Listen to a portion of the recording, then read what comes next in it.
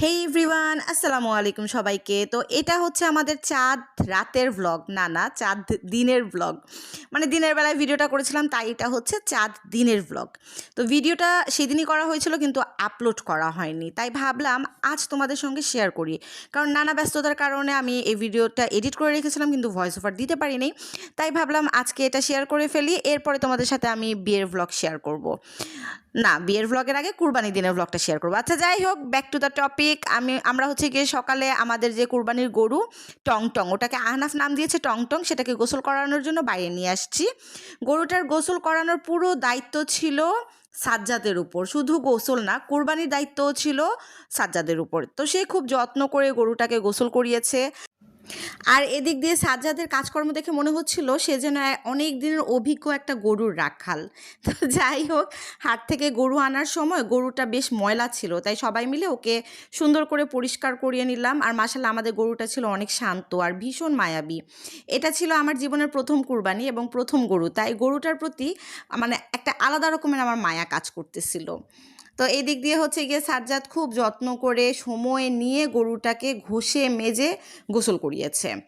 আর গরুটাকে গোসল করাতে না করাতে এর মধ্যে ইমরানও চলে আসছে।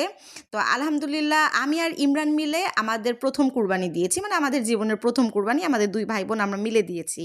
তো আল্লাহ তাআলা আমাদের কুরবানি যেন কবুল করুন এবং ভবিষ্যতেও যেন আমরা এই ইবাদত চালিয়ে যেতে পারি, এটাই দোয়া করি। তো এদিকে সাজ্জাদ হচ্ছে গিয়ে পানি আর পাইপ পেয়ে তার প্রিয় বাইক ধোয়ার কাজে নেমে পড়েছে। সে মজা করে বাইকটাকে তার সেকেন্ড ওয়াইফ বলে, আর আমি এই বাইকের নাম দিয়েছি সাজ্জাদের ছামিয়া। তো আমি মজা করেই মানে এটা বলি যে ছামিয়া। তা আমাদের বাসার পানি ব্যবহার করতেছিল বলে আমি তাকে বলছি যে তুই আমাকে টাকা দে। তো সে আবার বলতেছে যে তোর গরুটাকে গোসল করাইলাম না, এখন আবার টাকা দিতে হবে কেন? তো এইভাবে আমাদের হাসি ঠাট্টা চলতেছিল। পরে আমি মানে বললাম যে দে তোর ইয়েটাকে, তোর বাইকটাকে আমি একটু ঘষে মেজে দেই। তো ঘষা মাজা তো আমি করিনি, ঘষা মাজা সাজ্জাদ দিয়ে করেছে, আমি আবার হচ্ছে গিয়ে পানি দিয়ে ওর বাইকটা ধুয়ে দিলাম। দেন আমি আর সাজ্জাদ মিলে গরুটাকে যে জায়গায় গোসল করিয়েছিলাম সেই জায়গাটা নোংরা হয়েছিল, সেটা পরিষ্কার করে ধুয়ে ফেললাম। তো সাজ্জাদের একটা ভালো দিক হলো কি, কোনো কাজই সে ছোট মনে করে না কিংবা সে ইনসাল্টেড ফিল করে না।